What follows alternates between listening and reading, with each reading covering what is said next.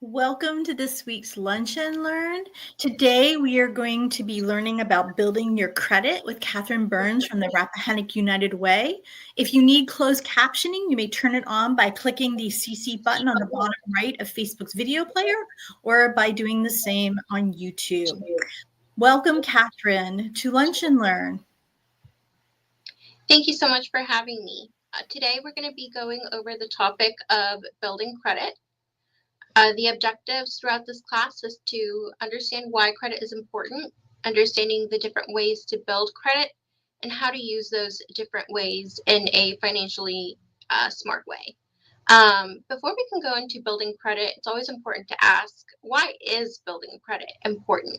Why is it important that we focus on building that positive credit history that will in turn give us a positive credit score? Well, your credit history reflects your credit trustworthiness. You'll often hear it referred to as your credit worthiness.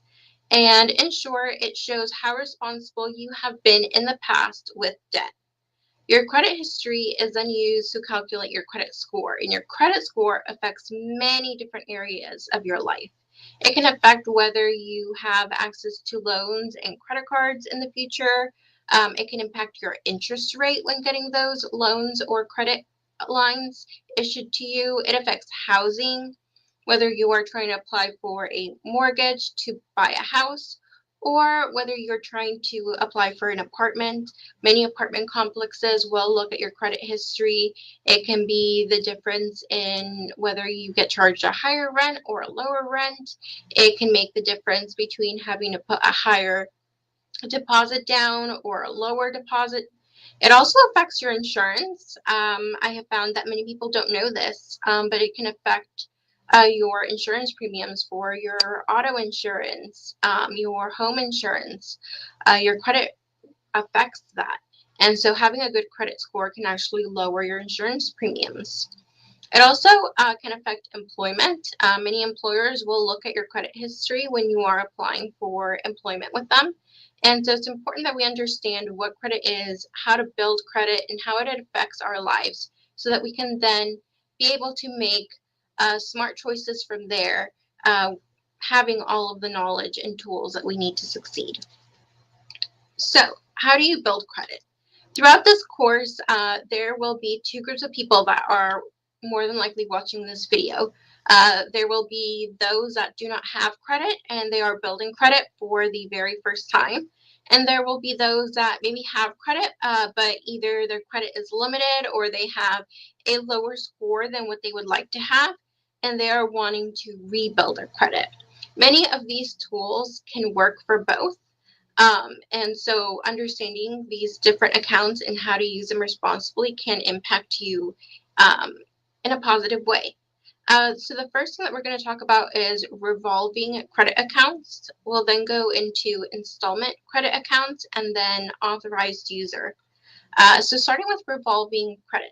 Revolving credit is just another word for credit cards. Revolving credit is a kind of a credit account where you are able to use credit that is given to you and then pay it back and then use it over and over again. Credit cards can be an easy tool to build a credit history quickly. If used responsibly, it can help to build or rebuild credit, but it also has negative risks that you could be exposed to. I always say that oftentimes we'll hear people saying credit cards are horrible. Don't ever get them. They're the worst for you. And that's because a lot of people have had those negative experiences with credit cards. It's important that we understand that credit cards are a tool that we can use to build credit. They should not be used to pay for things we cannot afford.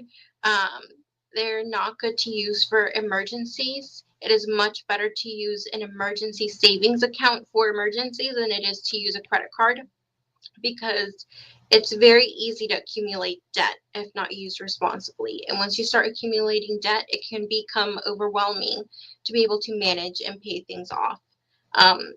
Having overusage of your credit cards can impact your credit score negatively.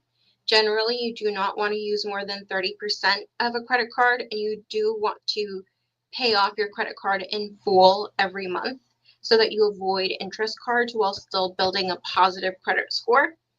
Missing a payment can hurt your score. Missing a payment of over 30 days can actually impact your credit score for 7 years. So it's important that we are paying it on time and that we are not using more of it than we're able to pay back within that month. Um, However, if used responsibly, credit cards can be a great way to build credit quickly. The downfall with credit cards as well is that you do have to be approved for one. If you do not have credit currently, you may need to have a co-signer if you're looking to get a credit card. But if you get a credit card and put a small amount every month and then pay it off every single month, after about 6 months, you should have a credit score. If you continue doing that for a year, you should see your credit score improve. And if you continue doing that, it just builds good habits in order to build credit. Now, like I said, one of the downfalls of most credit cards is that you do have to be approved or you have to have a co-signer. If that is not a path that you would like to take, there is another option. In my opinion, it is a safer option. This is the option that I would say is better, especially for someone who doesn't have credit and is just starting out, because you can typically get them without a cosigner. And this is a secured credit card. So a secured credit card is a credit card that is backed by an initial deposit that you make. Typically, that deposit is equal to the credit limit on the card. So credit companies may not know you because you don't have a credit history. They may not know how responsible you are at paying back debt, and that causes you to be at risk for them to lend money to because they don't know if you're going to pay them back or not. They do not know if you're going to be responsible with that debt or not. It could easily go either way. But when you get a secured credit card, that is you giving them assurance that you will be using this responsibly. And if not, they have that backing that makes it more likely for them to give you that credit card. These credit cards can typically be given for a deposit as low as $200. Having that lower limit can be good because it allows you to build credit in a low risk way. If for any reason you were to max it out, well, it may impact your credit negatively to do that. It won't be as overwhelming as maxing out, let's say, a $2,000 credit limit credit card. And so this makes this a low risk way to build credit. It's secured. You've already put the deposit down. You then start using this like a normal credit card. You charge things to the card. If you don't pay it back within the 30 days, then you are charged interest on it. Typically, when you close the account, you do receive your initial deposit back. So it is not, lost forever. But this is meant to be temporary. It's a good way to build credit. It's a good tool for those who maybe do not have credit and are trying to build it back. It can be a good tool for someone who has a very low credit score to where it's difficult to be approved for credit. You may be able to use a secured credit card as a way to rebuild your credit. And again, if you have a $200 credit limit, and you charge something small and you pay it off every single month, you should be able to see your credit score after about 6 months. But if you have a $200 credit limit, don't charge more than $60 on it. Keep it something small. I would start off with just $30. Just charge $30 on it every month and then pay it off. And it will help show that you are responsible with your debt. It also helps you build healthy habits to have that habit of paying that off every single month. If credit cards are just not the way that you want to go, you've heard horrible things about credit cards and you just don't want to even risk it, you can do installment credit. Installment credit are loans, pretty much. The most common types of these loans are vehicle loans or personal loans. This typically will require a cosigner if you have no credit score or if your credit score is low. And so finding that cosigner can sometimes be difficult for people. But it's typically set amounts that you have to pay each month. Some people like this because It's predictable. It's easy to plan around. You know that you have that car payment every single month.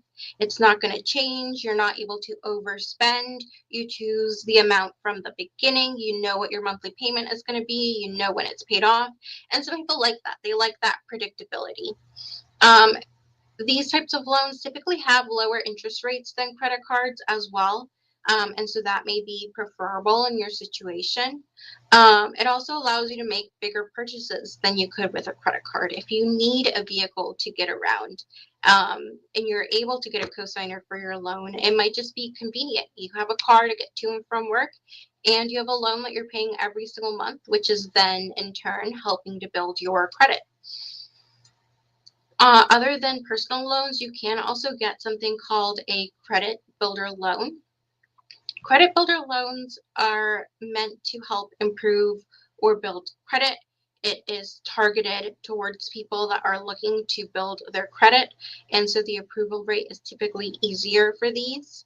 With this loan, you do have to make a deposit. So you deposit the money, and the lender will then put it into a savings account or a CD, some way to make money off of it.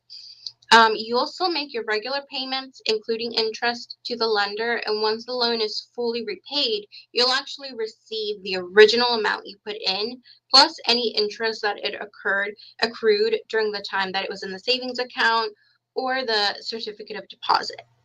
And so you're able to get that back plus extra. Again, this is an option for people who are trying to build or improve their credit. It does require a down payment. From research that I did, it looks like the minimum amount for most credit builder loans that I found was $500. So it typically goes anywhere from $500 to $2,000. I'm sure you may find other banks that have different amounts, but $500 to $2,000 is, the average. And so if that's something that you are able to do and that would help build credit, then that's another option. And again, the positive with that is you have those consistent payments. You don't have to think about it. You don't have to keep track on how much you have to pay this month. And as long as you're smart in choosing the initial amount, you don't have to worry about overspending. So this can be a good way. On the flip side, it is difficult because you are putting yourself in a situation where you're having to pay this typically over years.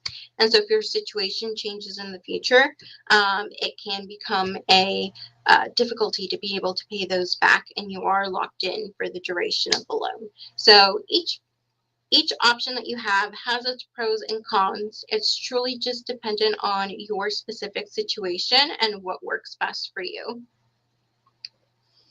Another way that you can build credit is to become an authorized user.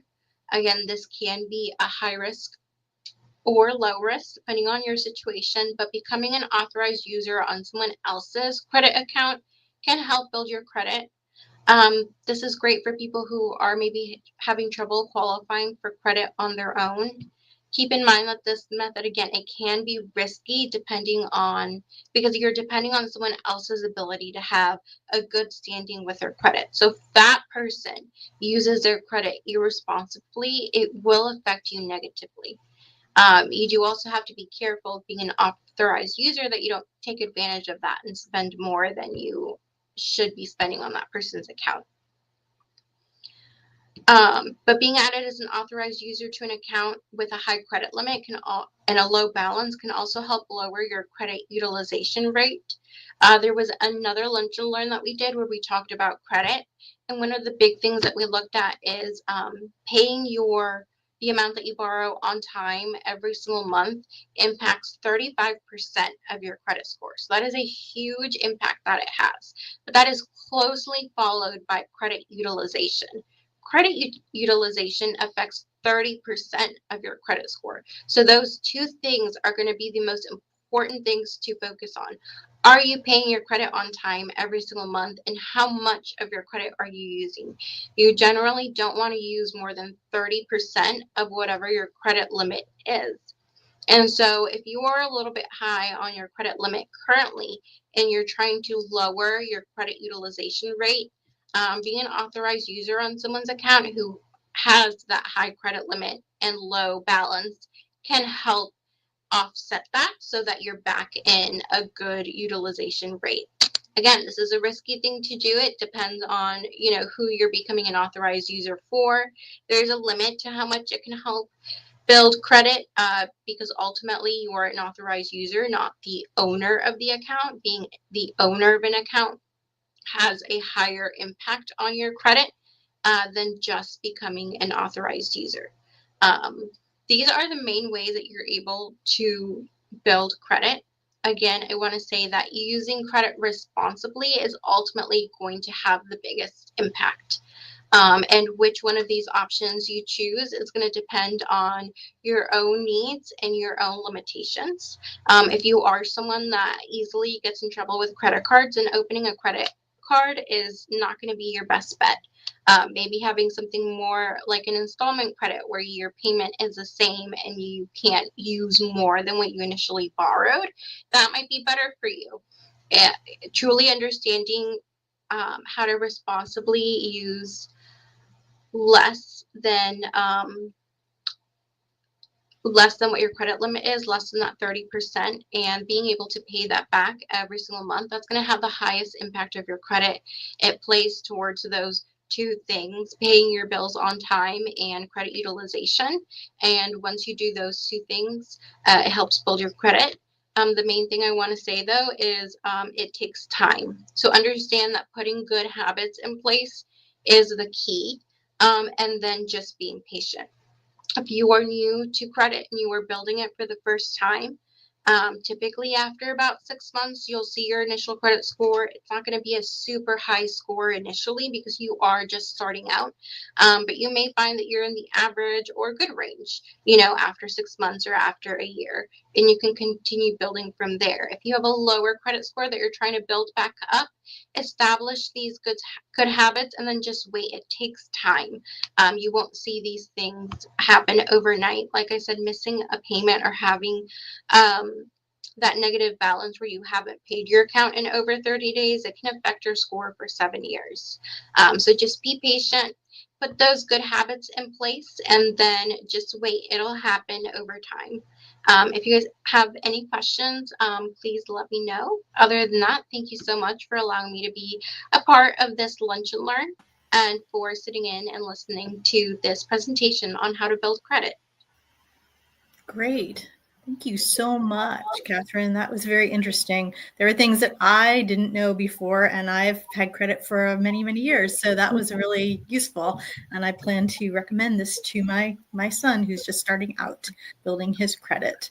If you have any questions, please feel free to put them in the chat.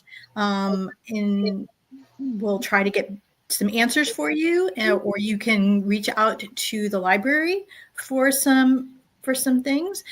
Thank you to our audience for watching, and thank you, Catherine Burns, from the Rappahannock United Way, for sharing this very interesting presentation about credit.